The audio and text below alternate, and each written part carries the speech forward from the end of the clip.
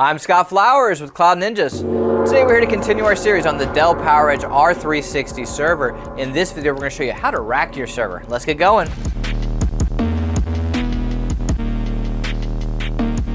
Hey, thanks for stopping by today to learn a little bit more about the Dell PowerEdge R360 server. Do us a favor, find anything that helps you in this video, click that like, smash that subscribe. Alright, so this video is going to be dedicated to how to rack your server. It's going to be pretty simple as a whole. We're going to show you how to put your rails into the rack and show you how to put your server into the rails, right? So that you can rack your server. You might be here wondering, hey, well, what rails are compatible?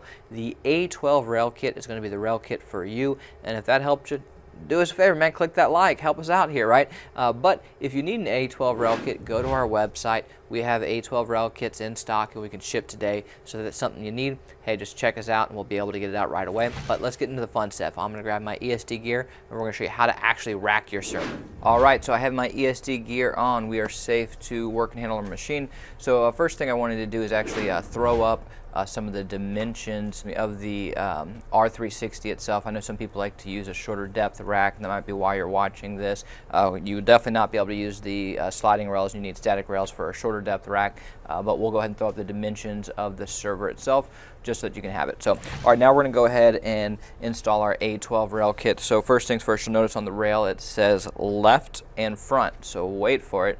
This is going to go on the left side and in the front. I know, it's pretty difficult. All right, I like to do it with two people. Angel's in the back. Angel, let's do number 7 here.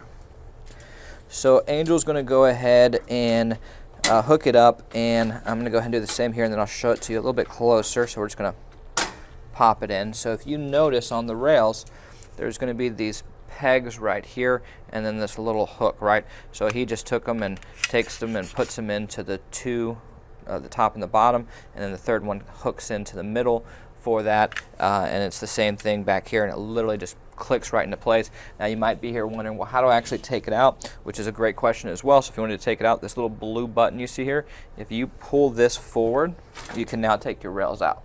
Okay, so it's just that simple. And then I'll take the 2 pegs, or really the 3, and just click it right back into place. So it's pretty simple overall. So you just need to line up your pegs. You're going to come in from the front and then push it back in. So we'll go ahead and do it again. So I'm just going to show you the pegs again. Okay, and then Angel, we're going to do it on the same one, number 7 again. And also I should point out, this is going to be right in front right here, so it goes on the right front side.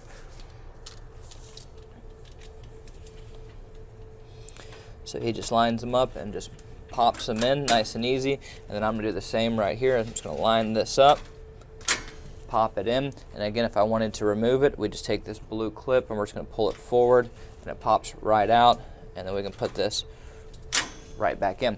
So next I'm going to show you is the inners. So you just slide the inners out, and so right now if I were trying to push them back, you see they get locked into place.